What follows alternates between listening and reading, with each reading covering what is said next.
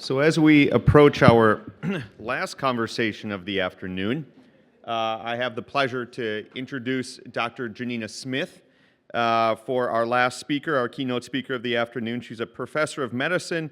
She's a medical director of Transplant Infectious Disease at UW-Madison School of Medicine Public Health.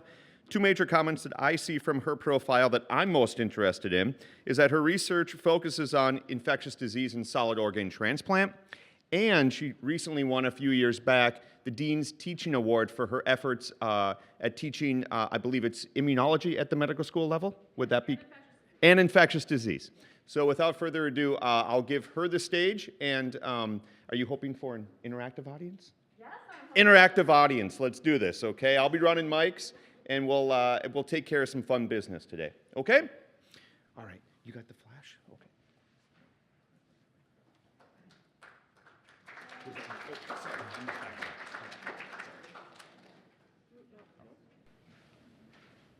All right. Well, whoever set this microphone is apparently not prepared for hobbits to present.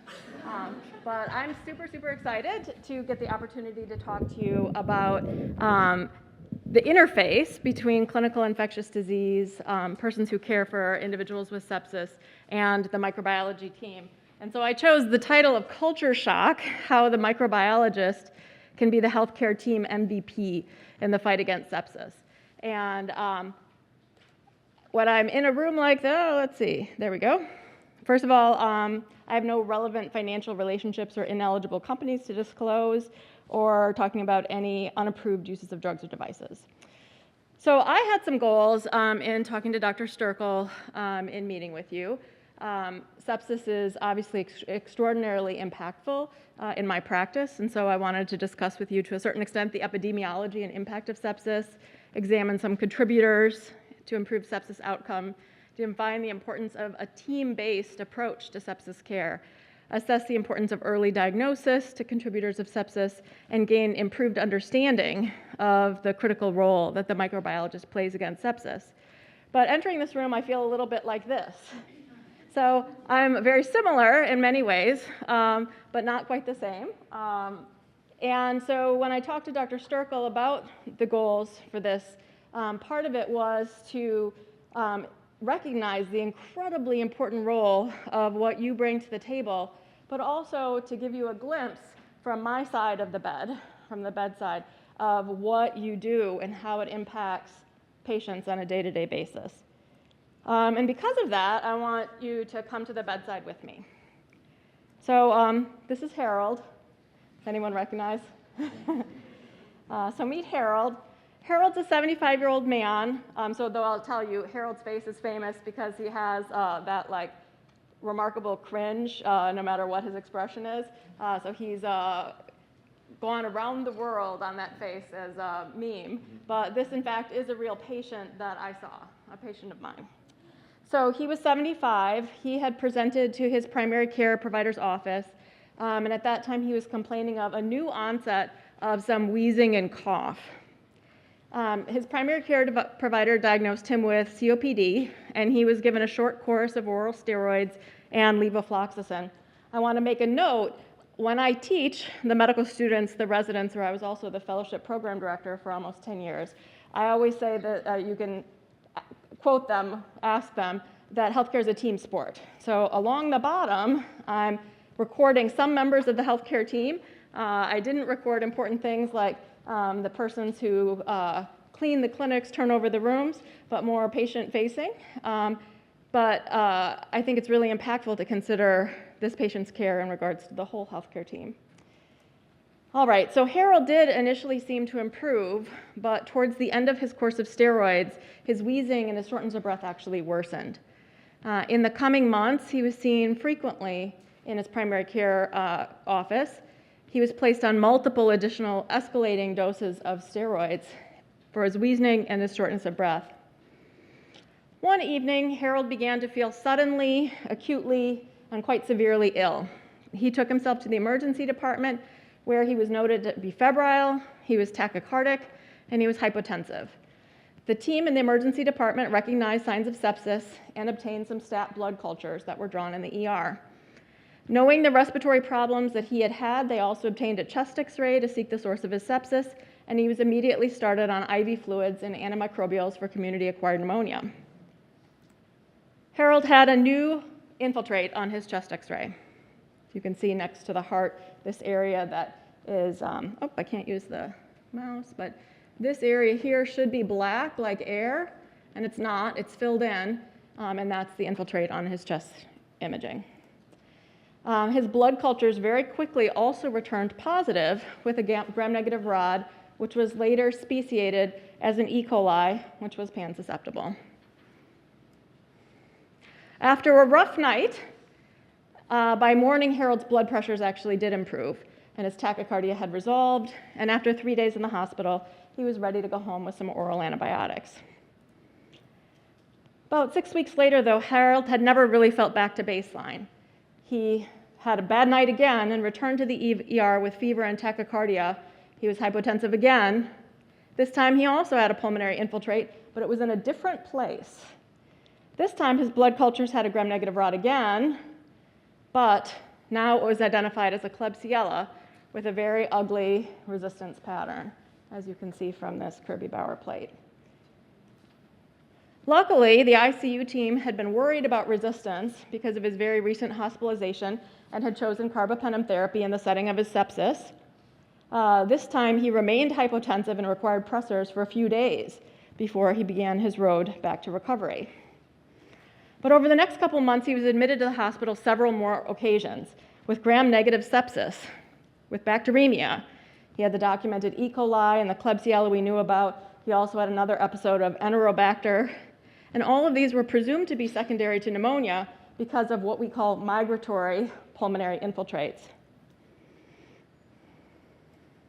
This was one of his typical chest x-rays. This time he still has some residual, and so he has some infiltrate on both sides. During one of his admissions, he developed refractory sepsis, meaning despite pressors and despite appropriate antimicrobials, he still had hemodynamic changes. And now he started having progressive organ dysfunction, which persisted despite clearance of his blood cultures. He was noted to have increasing confusion. He had a severe ileus, and he was noted to have, in multiple notes, a diffuse, what's described as a drug rash. And this is what it looked like. I'll take a moment to appreciate that from the bedside. So here's where we got a really important assist from the team MVP.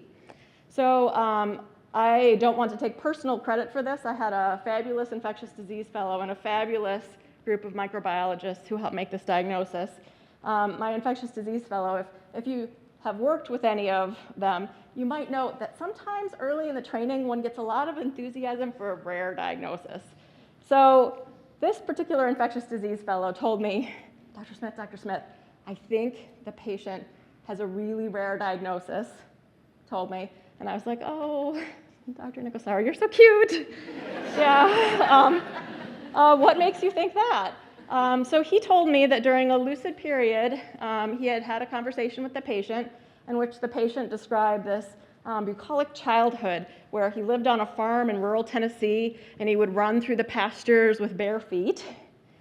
Dr. Nicholsauer also noted, and he had graphed it out, that going back to the very beginning of his presentation to his primary care doctor, every time the patient got steroids for his COPD, his eosinophil count increased. And in fact, he had a marked eosinophilia.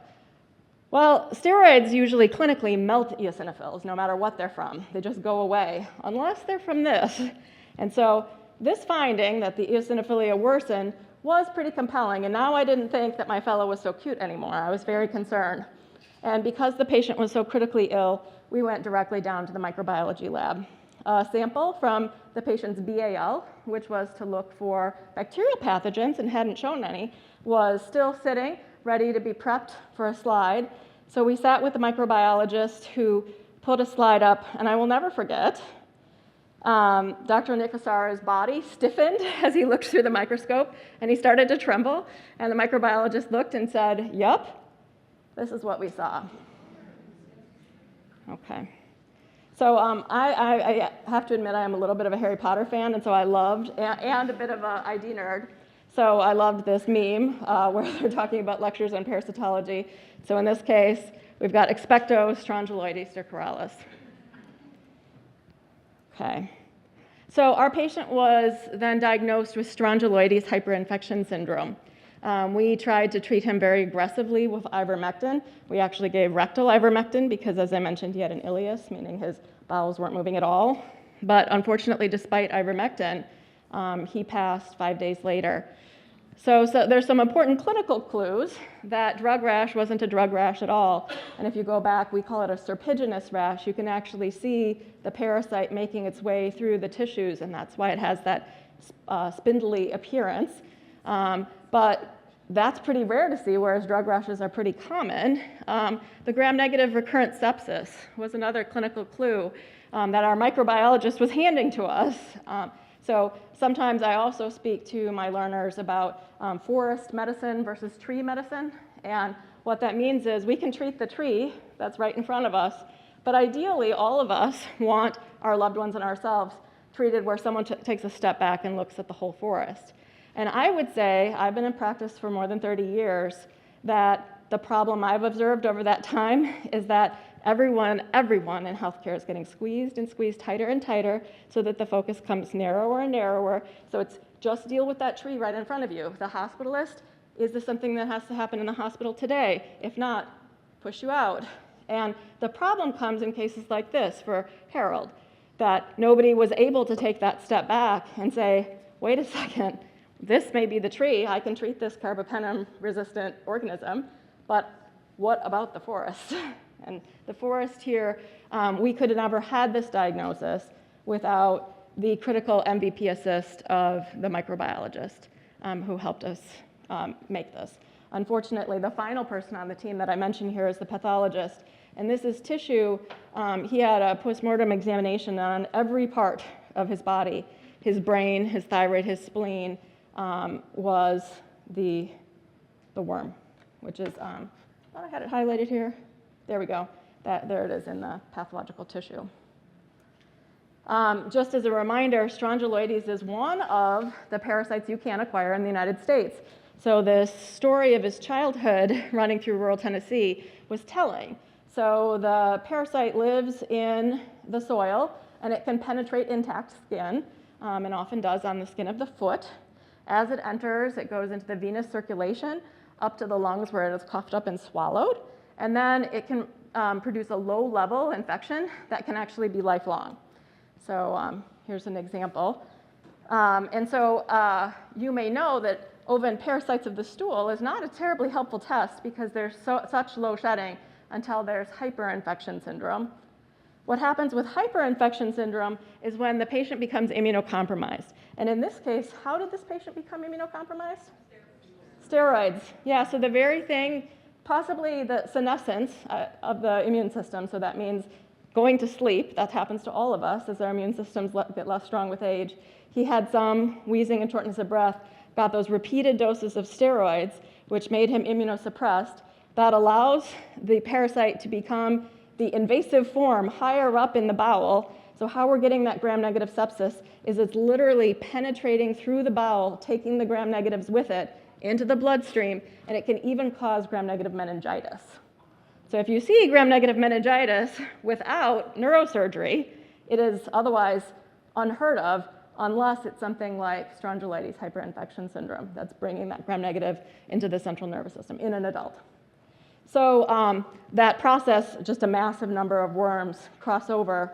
You can have a small number that have autoinfection, and so if someone just has one tiny little worm that has become mature enough to penetrate skin, it can penetrate the perianal skin, re-enter the circulation, and do autoinfection, and that's how someone can be exposed when they were 2 years old and be 75 and still have that same parasite.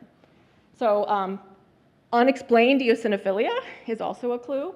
So as a transplant infectious disease doctor, we now screen our solid organ transplant patients before transplant.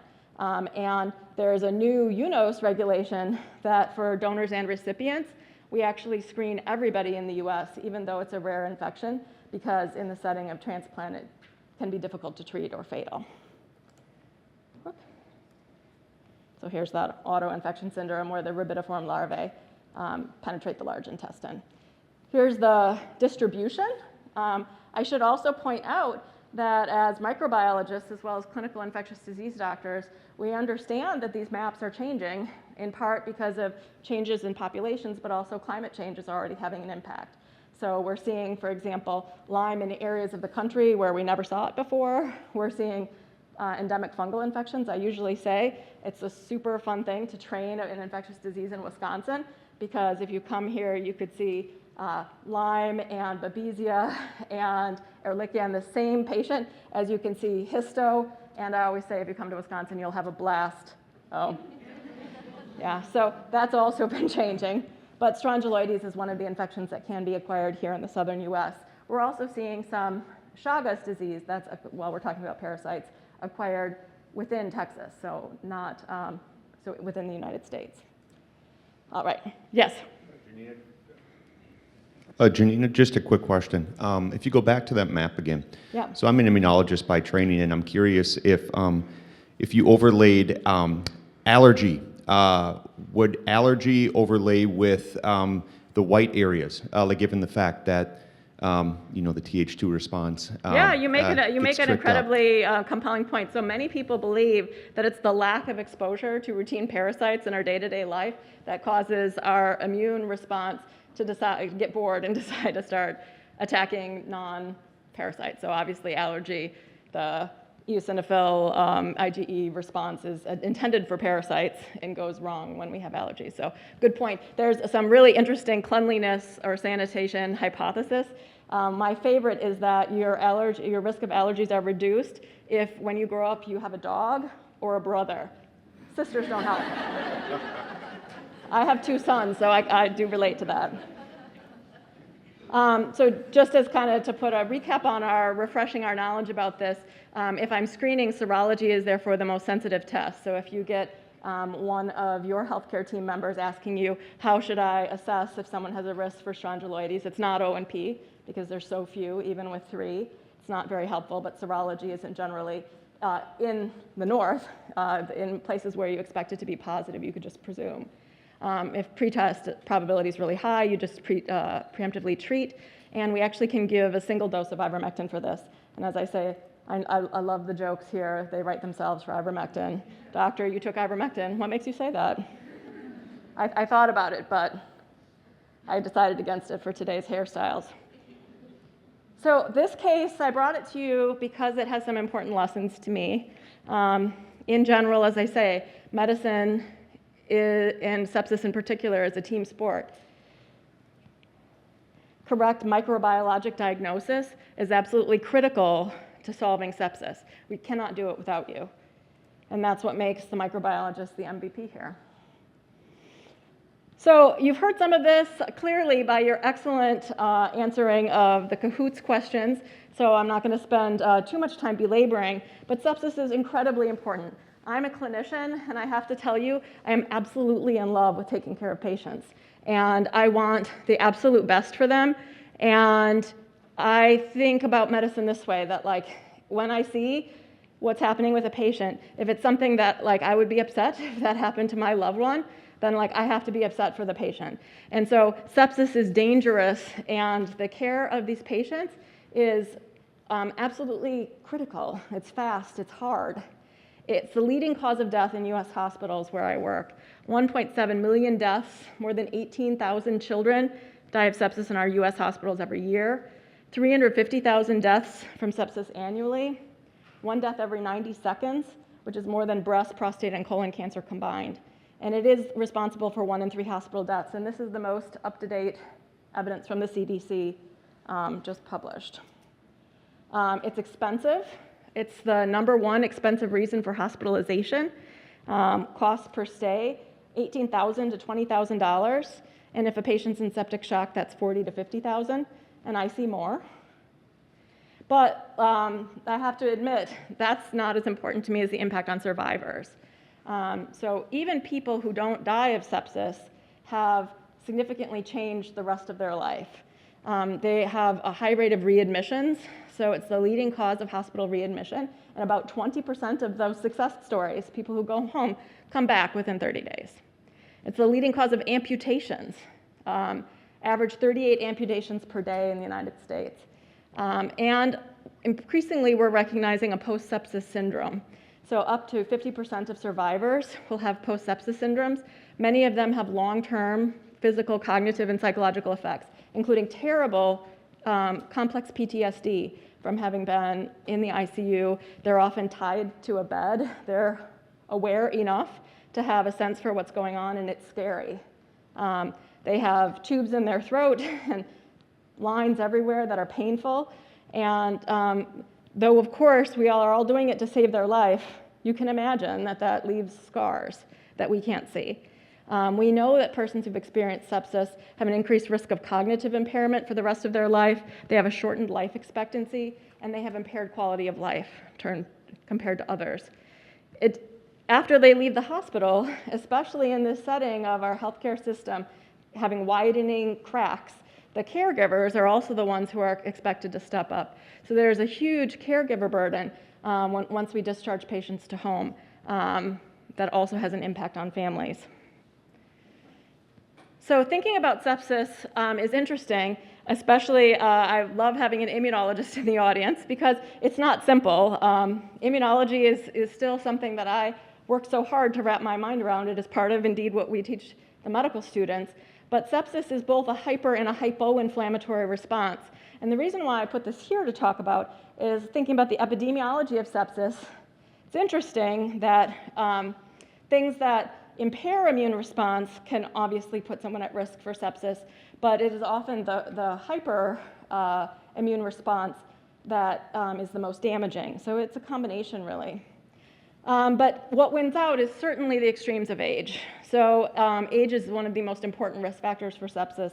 And you look at the curve here on the right, and you can see how both the mortality curve and the incidence curve really increase earlier than I like to admit when we talk about advanced age. So in the late 40s, early 50s is when we start to really see those curves peak up. Of course, neonates are also at high risk, but the risk goes extremely high after the age of 85.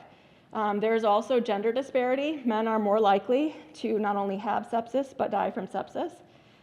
Anybody in the audience have awareness of, I think, a really groundbreaking new understanding in terms of women with sepsis? Just published this summer a way to reduce all-cause mortality in women from sepsis, and it has to do with the microbiome. It's treating genitourinary syndrome of menopause with estrogen. Had actually a mortality benefit. So when we're thinking about microbiology, thinking about impact on the microbiome, really important to think about that across the lifespan of women. I think it's the reason why I'm getting on that little soapbox here is I think it's an underappreciated, important factor in sepsis development in women from UTI. So sepsis also attacks vulnerable groups, like we're talking about. Persons with comorbidities, like diabetes, lung disease, are particularly vulnerable. There are disparities in terms of Black and other non-white individuals experience not only twice the incidence of sepsis, but also are more likely to die from sepsis. And there's a lot of reasons for that, including also a link to neighborhoods.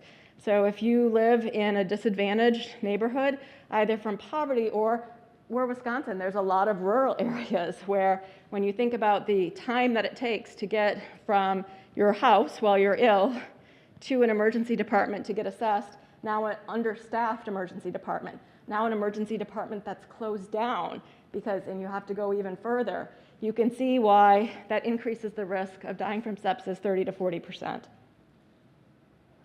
There's also differences when we talk about the inflammatory, hyperinflammatory response where genetic variations are important. Sepsis runs in some families. When you take a family history, you will hear of multiple family members that have died of sepsis.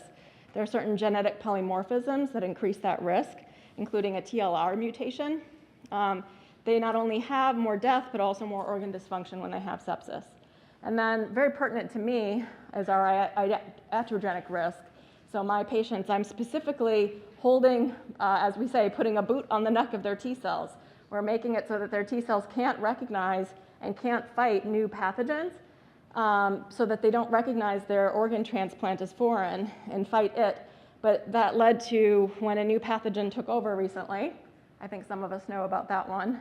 COVID was the leading cause of death in my transplant patients for over 3 years. Not rejection, not organ failure, COVID alone.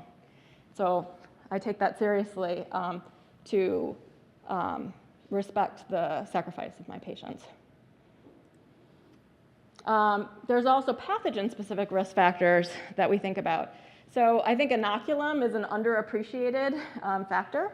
How many organisms or viral particles someone gets exposed to very much can impact their development of sepsis. There are also virulence factors that we have all learned about that enable a microorganism to establish itself and cause sepsis. Toxins, cell surface proteins, attachment mediators, all important, and these are some of the most famous. So gram-negatives that make lipopolysaccharide, particularly E. coli, Salmonella, Shigella, Pseudomonas neisseria, H. flu, Bordetella, and Vibrio. Some of these gram-positives can act as super antigens, especially, as I say, Staph aureus and group A and C strep. So what exactly is sepsis then? As a clinician, what do I see?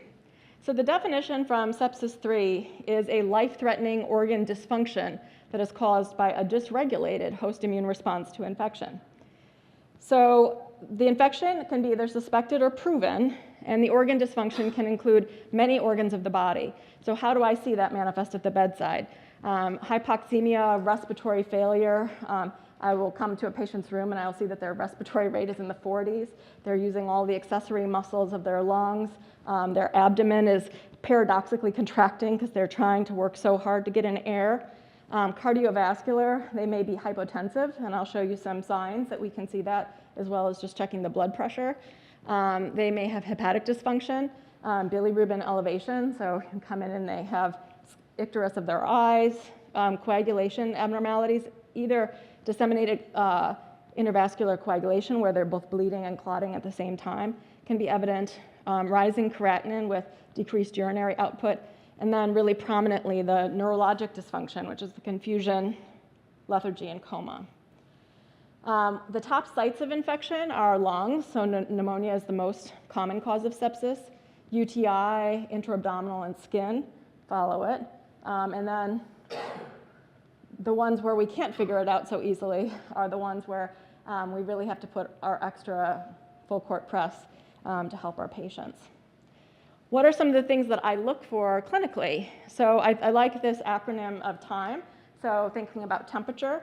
In patients who are older, so have immunosenescence or immunocompromised, and especially steroids have this effect, they may not have the ability to mount a fever, and so low temperatures are actually even more concerning, but certainly fever is a classic sign of an infection. So if you see an obvious diabetic foot infection that appears purulent and infected, that mental decline is really, really important to me. And when I review cases and I go back, oftentimes the healthcare team is initially kind of puzzled as to why a patient seems really confused.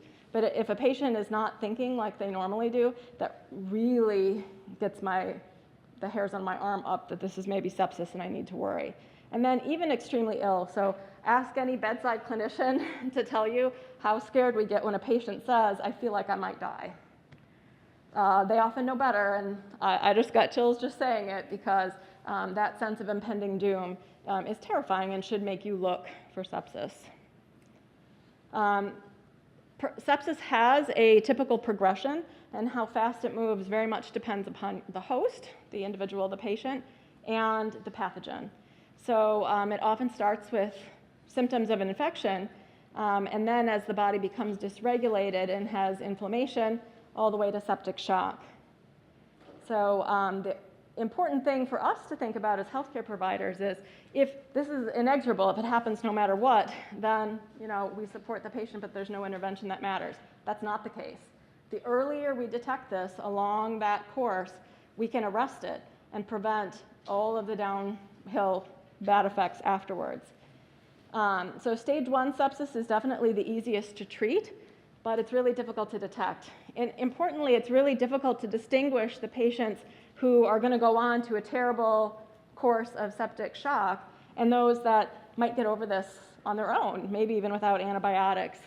So here's some things that we look for. Certainly a high fever, fever greater than 101, an accelerated heart rate, blood cultures turning positive. So when you call us, that really helps us, that this is not just a routine infection that's easy to treat, and tachypnea, so breathing quickly. Stage 2 sepsis is when we start looking for those organ dysfunctions, and these are things that we had talked about earlier. Another one is extreme weakness. I'll have, if I'm in like an emergency department and the family member comes to the door and says, my loved one, I just pulled up, but I can't get them out of the car. They're too weak to get out of the car. Oof, that makes us very, very worried. And then some of these skin findings of hypoperfusion. So we're going to look at some of those first. So does it project well that you can see that her oral mucosa, it's got almost a purplish look to it instead of red? So if you might think like it looks like when a kid eats a blue raspberry like slushy, that can almost have that appearance. And so I do ask someone if they've had like a cough drop or anything in their mouth, but otherwise this bluish perioral appearance is something that's very concerning. This next sign that we see is called mottling. And so do you see that almost lacy-like appearance? What's happening there is that they're just not perfusing the skin very well. So the skin will actually feel cold to the touch as part of that mottling. It will eventually progress. So do you see the bluish-black appearance of the fingertips here? This is also failure to perfuse the extremities first. From there, it will go to almost these focal, look like bruises, and these are very cold to the touch.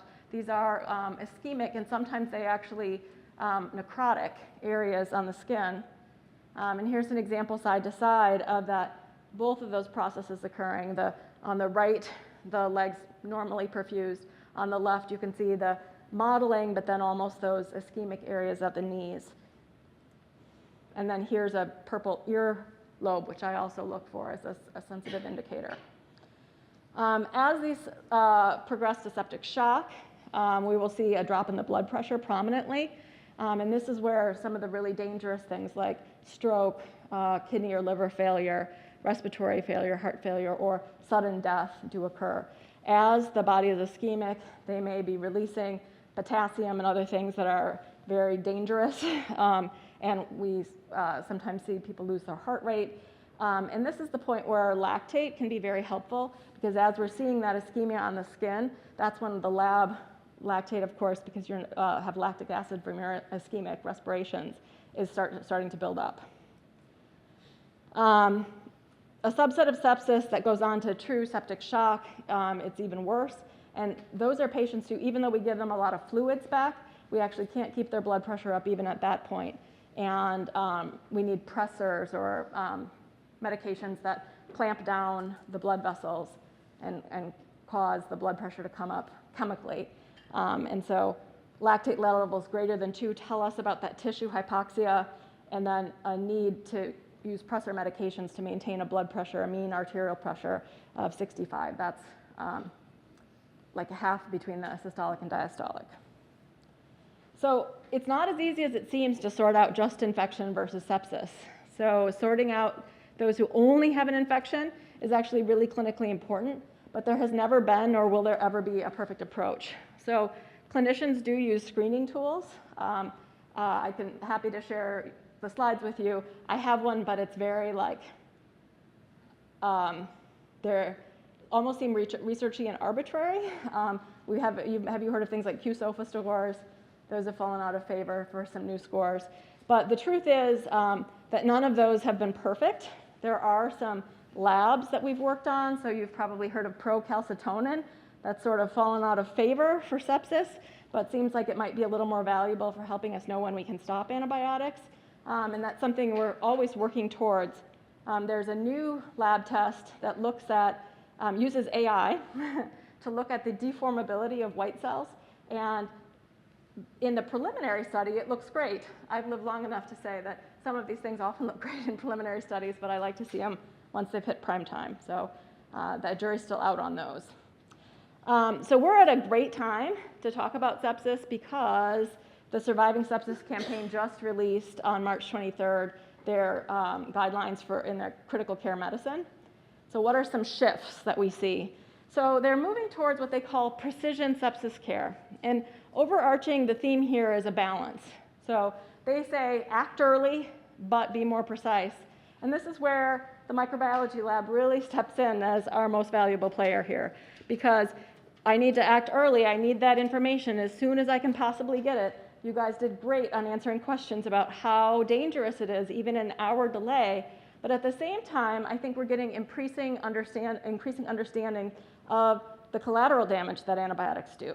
That giving people broad spectrum antibiotics is really terrible for their microbiome and terrible for them overall. And so it's not that we need the information to also not just act, but to step back. So we used to say, I would say old sepsis guidelines is shoot first, ask questions later. So the idea, like cover broadly, because you don't want to have that increased mortality that an hour delay does. But we now understand that that philosophy really overexposed patients to antibiotics and did harm. And so we're really working towards being more selective and respecting the impact of antimicrobials on the microbiome. So this kind of feels like this, threading that needle to this exact right spot. And that this significant problem really requires a team-based solution. So to finish, I was trying to be thoughtful about what it is that a clinician, a person who's at the bedside of patients, would want to convey to this amazing, intelligent group of colleagues that is helping me save their lives. So how do I bridge that bench to bedside? So I'm going to count down from the back. So the first one I want to talk about is the impact of antimicrobial resistance, and that cannot be underestimated. So we got to get it right. I can't miss, for the reasons that you all well defined. People call this the slow motion pandemic, and it's because sepsis being a race against time, getting the right drug to the right place as quickly as possible in the presence of resistant pathogens is challenging. And if I don't do that, the infection can progress. The impact of antimicrobial resistance, therefore, is called this slow motion pandemic. As we see, when I started practice, it was incredibly rare to see resistance to fluoroquinolones. Do you guys think that's funny? I kind of think it's funny, like gallows laugh, ha ha, where it becomes so common that in some cases we don't even use fluoroquinolones for common infections. So the failure of first-line or empiric therapy, that's therapy that infectious disease doctors or clinicians of any type choose because it usually works, is completely disrupted by resistant infection, and that renders that initial dose and all that time. So we say essentially useless, although it may have some effects even if it's not ideal. And in the real world, what we see is that we're delaying the clock here, that while every minute that we're waiting for susceptibility tests to return, we're exposing the patient to risk without possible benefit. So say, for example, in my transplant patients who are more likely to have organ dysfunction, I'm having to give them amphotericin, for example, while I'm waiting for susceptibilities to come back. Every dose of that drug is hurting their kidneys. If I have to give them an aminoglycoside, every dose of that drug is hurting their kidneys or their ears or their balance. And like, sometimes I really feel like that anxiety while I'm waiting for the smear for pneumocystis to come back, and I'm watching their blood counts drop from the toxicity of sulfa, and I'm watching them manage the hyperkalemia, the high potassium from that drug. I'm just waiting for my team member to pass me the ball. Like if they need it, because they have pneumocystis, then I just have to deal with that. But if they don't, it, as a clinician, feels terrible to be potentially committing harm without benefit. So does anyone know this scene? So this is from The Princess Bride, and Inigo Montoya is fighting our hero. And what does he say to him here about the fight? Does anyone remember? I'm not left-handed, thank you. And so that is how we as clinicians feel when there's antimicrobial resistance, that we are literally battling with our left hand. And the reason is really borne out by the statistics. So if you have an antimicrobial resistant pathogen and you have sepsis, your mortality rate is 58 to 64% higher. Jeez, that's bad. It's really very devastating. And that is even worse in our older vulnerable population. So those 70 and older have the steepest increase in their rates of death. And they have more of that terrible post-sepsis syndrome that we talked about, including increased rates of limb amputation, cognitive decline, permanent organ damage, and a prolonged inflammatory state. And then the one that kills me, because I'm doing it, is drug toxicity. So because of that, there's a really profound impact also on the costs of care. So we talked earlier about the cost of a hospital admission with sepsis. In the case of antimicrobial resistant, it increases the length of stay by 6 to 10 days. You might say, well, why is that? Well, now I've got the delay in care while I'm waiting to find out. But even if I started the right antibiotics the first time, those are often have to stay IV. And so setting up intravenous infusions is really hard. So patients often stay in the hospital longer, and it's more expensive. Those drugs often are much more expensive. And then the truth is, the reason why those drugs aren't first line is because they're not good for some reason, in most cases. So why don't, even though I've been in practice a long time, I still put myself in the aminoglycosidophobic class. Why is that? It's because they do real harm. Like I have a patient, in fact, that I was just seeing last week who has permanent balance problem from aminoglycoside. He was getting it for atypical mycobacteria. He needed it, but I watched also his audiometry, his hearing decline in just a few weeks of that drug. My patients with kidney transplants, it's devastating. Watching that kidney that they worked so hard for, that their loved one gave them to save their life, watching that kidney function decline. So drugs like colistin, amphotericin, to a certain extent vancomycin and aminoglycosides are notoriously nephrotoxic. So I don't want to use them if I don't have to.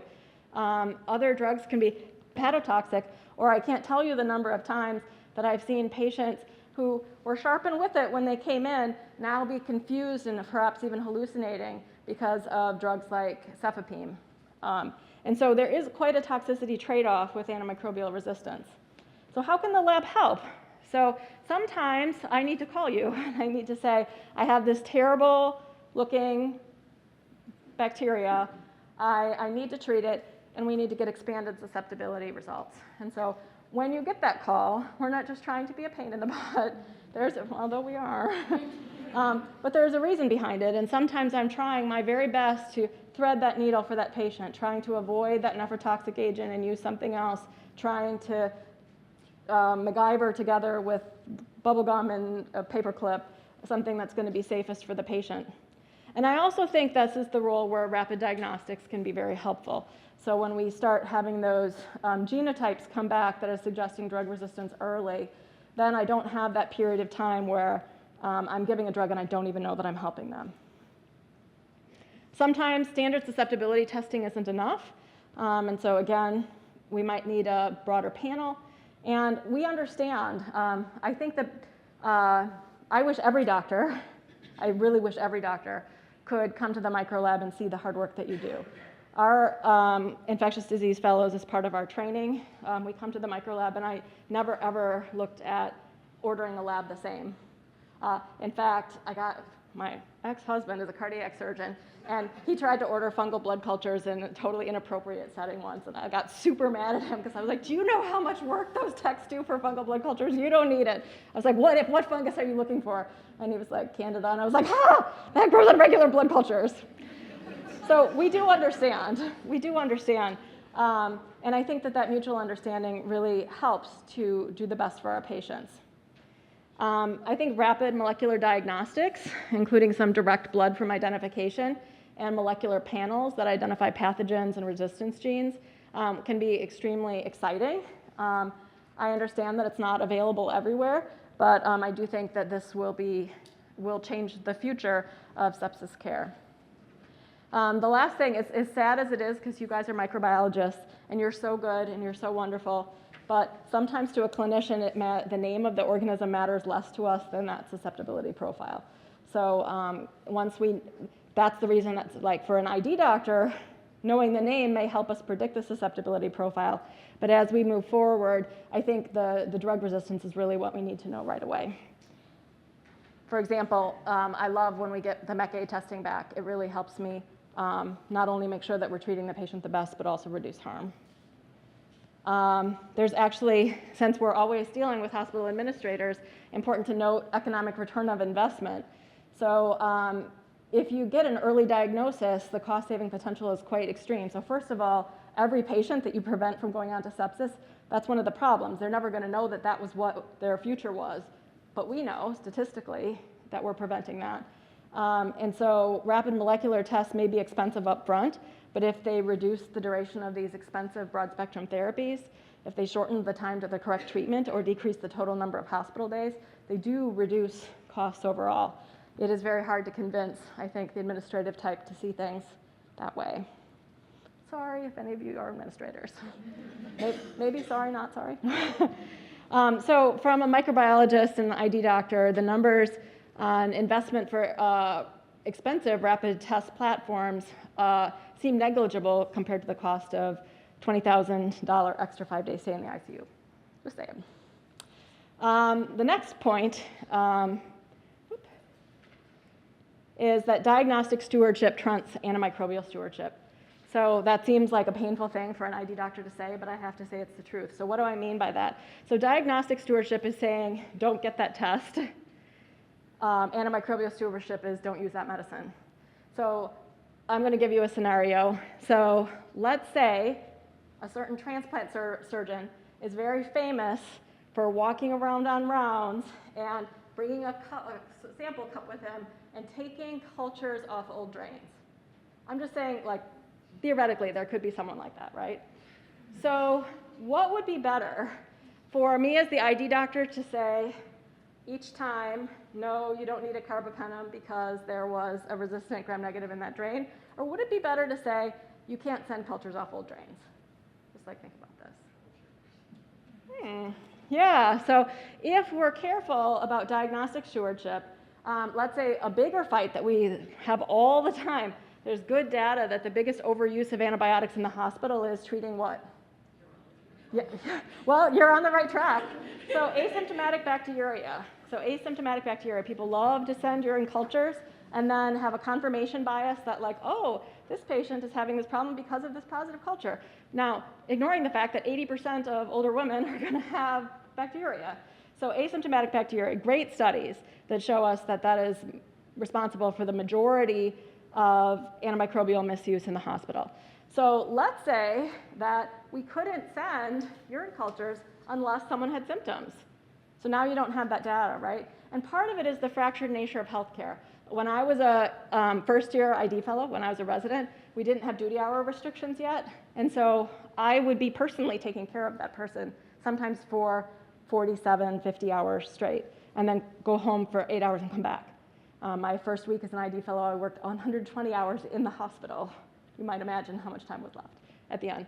I'm not advocating for this. It was abuse and terrible, but it was me. So if I ordered that urine culture, I'm the one who ordered it. I knew why. Now, healthcare is super fragmented.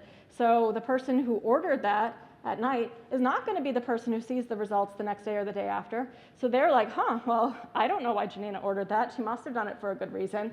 I better treat that. So it leads to a lot of antibiotic overuse. So the lab can help with diagnostic stewardship.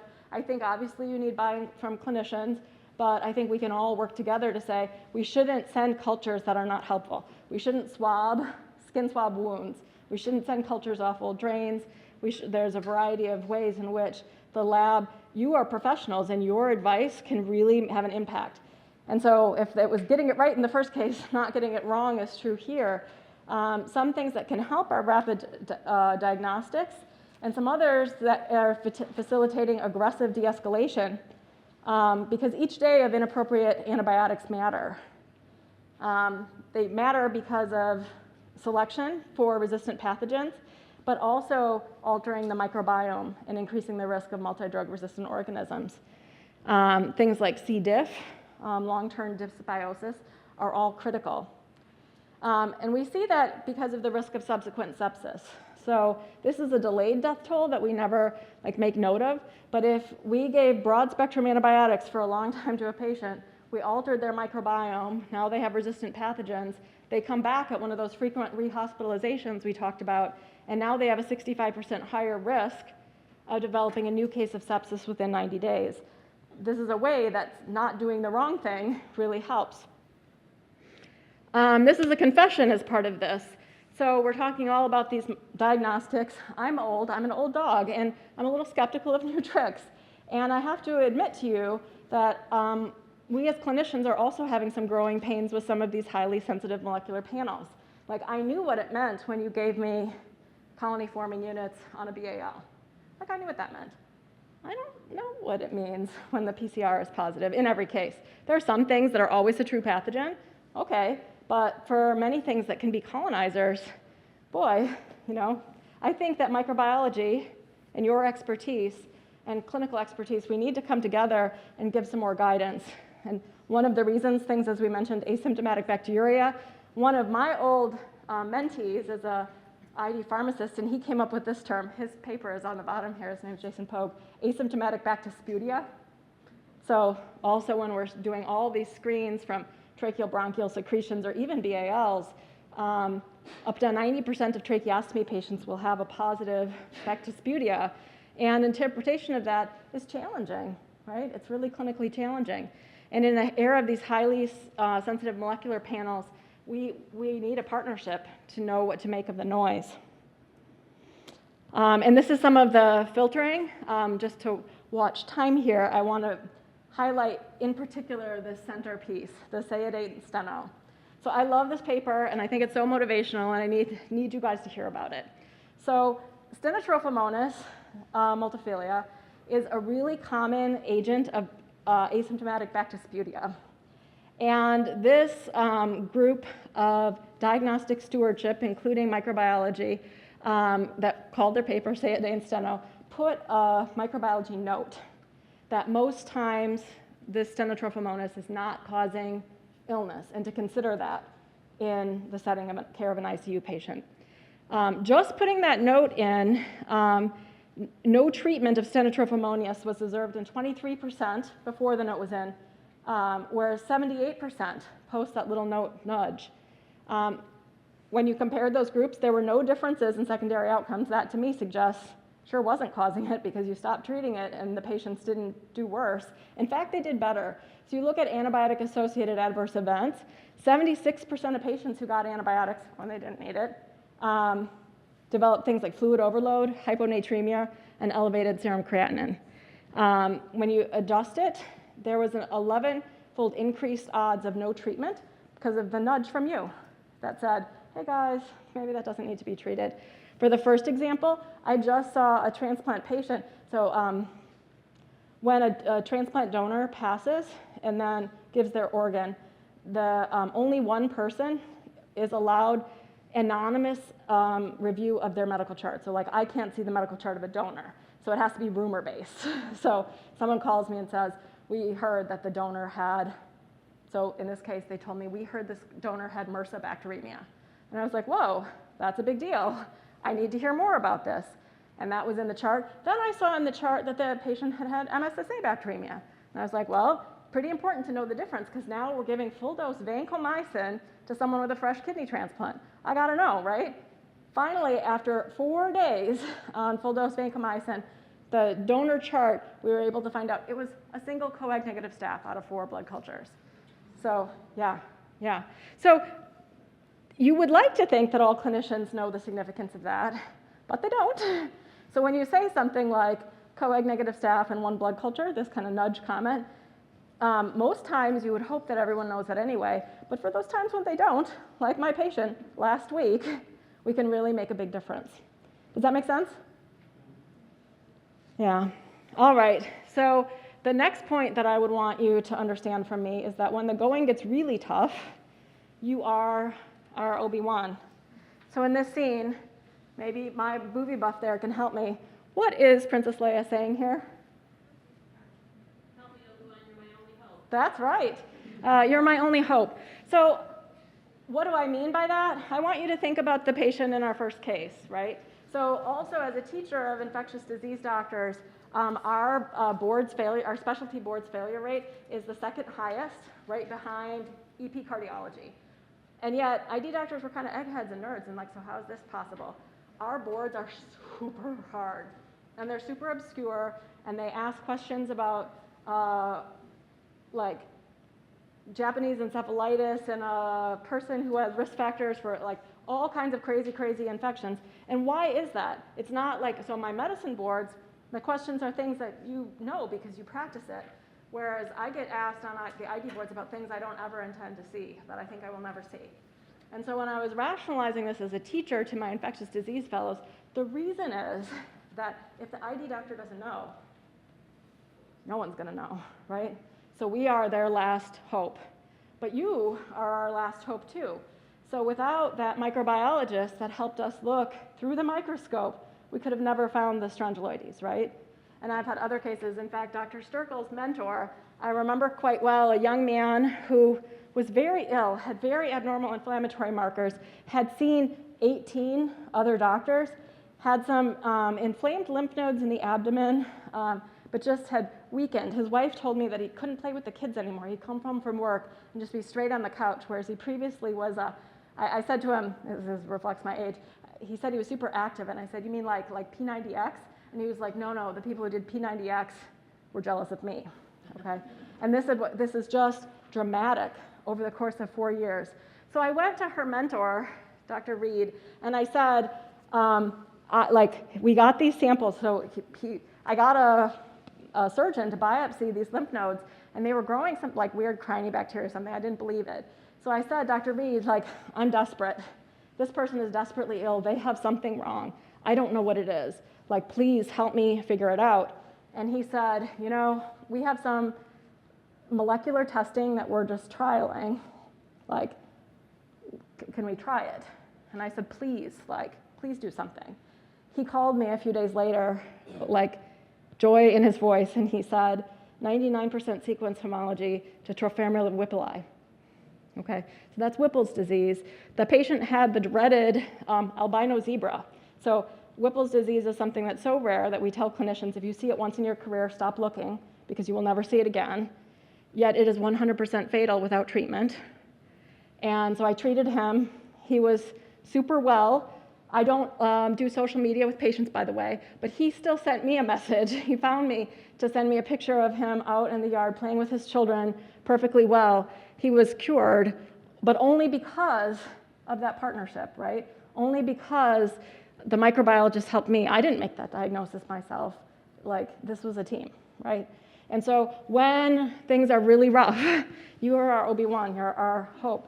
That partnership is our hope for helping patients.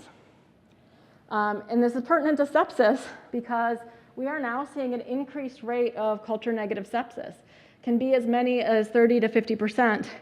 And when those patients aren't responding and when we need help, I can't express enough how important it is to have partnership with the microbiology lab. All right. So I'm going to mostly skip through this because you guys did so well on the quiz. I know you know this. But the next most important thing that I needed you to know is our need for speed. So just like in comedy, in sepsis, timing is everything. So you guys all got that 4 to 9% per hour, but up to 80% of septic shock deaths are thought to be potentially preventable with rapid diagnosis and treatment. Don't know if you knew that one. So the golden hour you talked about.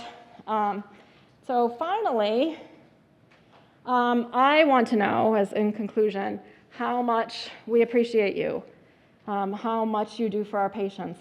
You don't get to stand with Harold at his bedside, but that doesn't mean that you aren't saving his life. What you do is so important, and I appreciate your partnership, and I'm inspired by all the new technology that you're working on to help me care for my patients. So thank you.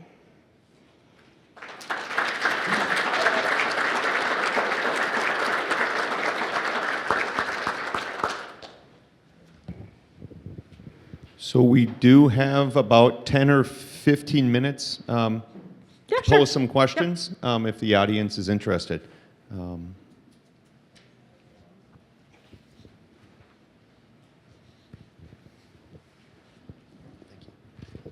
Hello, I'm Laura. I work in the Milwaukee VA Medical Center micro department, and we are very close with our ID doctors, ID pharmacy, great relationship. sometimes they call and they request some antibiotics that we don't have in-house, like some of the more new, obscure, or ones that we just have to send out. And I feel really bad because the turnaround time is sometimes a week, 2 weeks, and I'm like, oh gosh, I know they probably really want these answers sooner than later, but is it still helpful for us to do that? Like, maybe it's just in the back of my mind, like little anxiety thing, like, dang, I feel bad we can't get this sooner. Like, is that still relatively helpful and appreciated, I guess? It is definitely helpful and appreciated, and I think sepsis is unique, and I was tasked with talking about that specifically. Obviously, the time matters much more there, but for many infections, like chronic osteo or something like that, which are cases where you can have multi-drug resistant, there the stakes are different. So that's a chronic infection. You don't have to start antibiotics right away. In most cases, it doesn't matter. But if you are going to be successful, those are prolonged courses of antibiotics, 6, 8, 12 weeks. And that's where we really need to know very specifically the susceptibility data. So I would say, of course, we want it as fast as you can get it. We also live in the real world and understand that that's not possible in many cases. But it still is valuable, incredibly valuable for patients and improving outcomes. Sure, that makes a lot of sense. And just to follow up with that, sometimes a turnaround time might just be because a test might take a while. As you know, organisms might take a time to grow.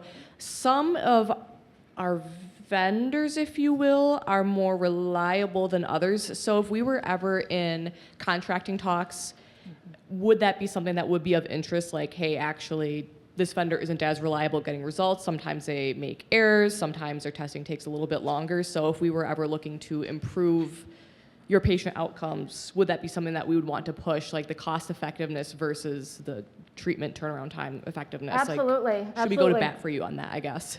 Yeah, no, that is absolutely so impactful. And I think, as I say, that's why it worries me when someone's looking at healthcare decisions based on like the obvious. So like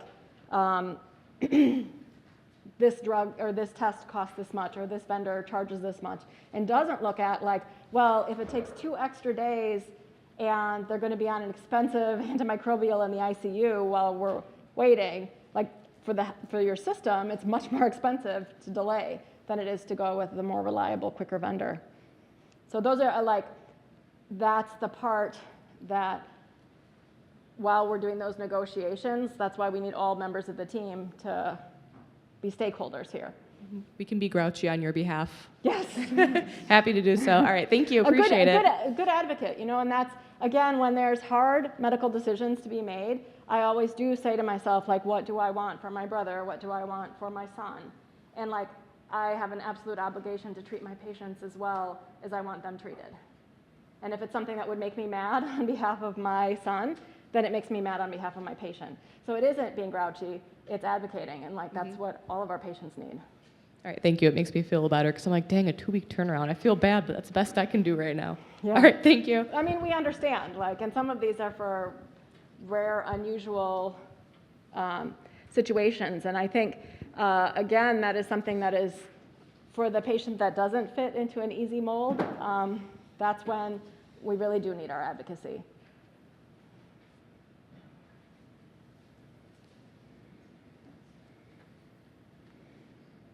Yes.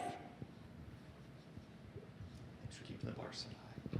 Sorry, I'm full of questions. No, great. So you mentioned a little bit about like UTIs. So I know this is more sepsis, but we struggle where I work at Door County a little bit with unnecessary ordering of urine cultures. Yeah. So one thing we've looked into and have not been able to come to a conclusion is that reflex testing. So initial UA reflex to culture. What are your thoughts on that?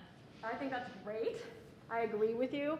I think that one of my partners in infectious disease, transplant infectious disease, I actually trained him, but he teaches the medical students, and he's like half of his lecture is what's not a UTI. And that seems like silly until you realize how often antimicrobials are overused for what's not a UTI.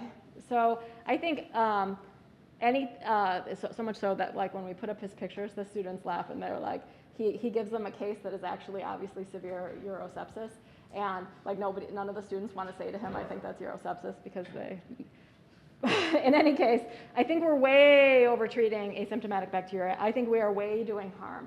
We have really good data that, for example, mental status changes in the elderly, it often gets attributed to UTI, but a huge percentage of those people actually have bacteria all the time. And if you just polled the general population in that same age group, they would.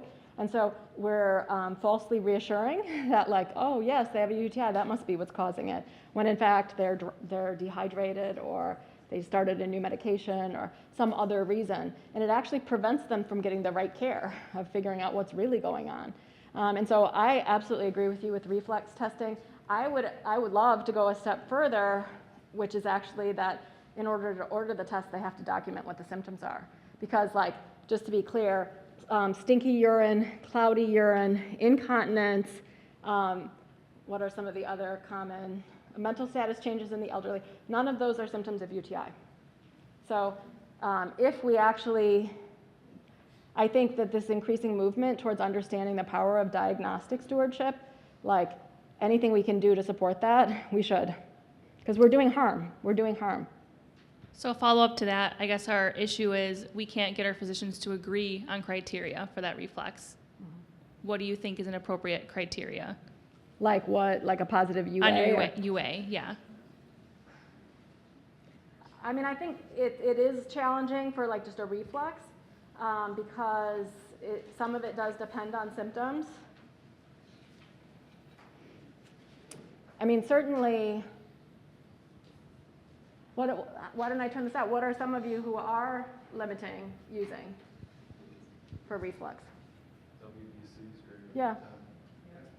10. And first and foremost, screening for contamination and not running cultures off contaminated urine is also very, very important.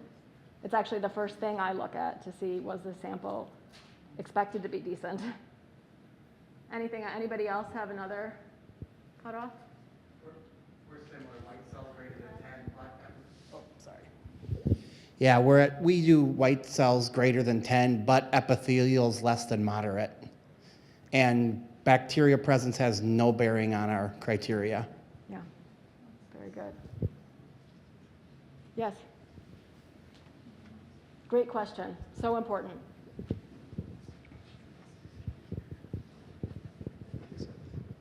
You're not alone. We struggle. That is our biggest struggle, and that takes up probably 90% of our antimicrobial stewardship meeting minutes, is talking about the urine culture reflex criteria and the arguments around it. We incorporate epithelial cells as well. There has to be less than 6 epithelial cells and greater than 6 white blood cells, but we're moving to 10 at some point as soon as we can get everybody on board. Well, thank you for doing the real work on the ground. It really is incredibly impactful.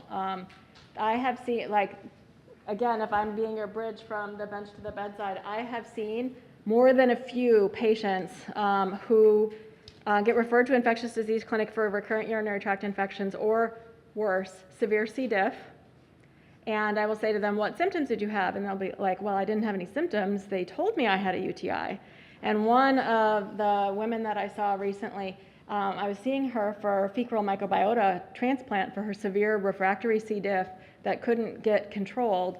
So she had initially presented for some completely unrelated thing to an urgent care where they got a urinalysis and told her she had a UTI, started her on antimicrobials. She had severe C. diff. She was admitted to the hospital. She was in the ICU. She had recurrent C. diff. She had spent almost 2 years in and out of the hospital, and she had otherwise been a functional elderly woman in the community living her life. So this decision to treat her was tremendously impactful. So while you're feeling like maybe someone's treating you like a jerk for being a stickler about this, please remember the people that you are preventing from this fate. It's real. I see it every day. And that's not even to say the people who get progressively more resistant urinary isolates until they have the Andromeda strain because they keep getting antimicrobial pressure for an infection they didn't have.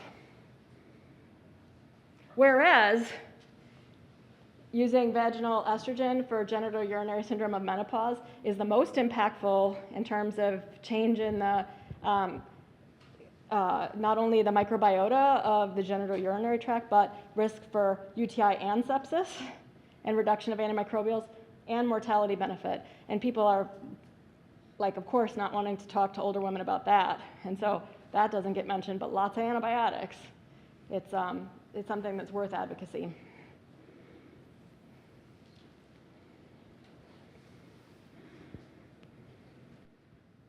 Anybody have any other comments? I think this was a fantastic talk, Jeannina. Thank you so much. I really get excited about the immunology part of it, and so thank you. Thank you for inviting me.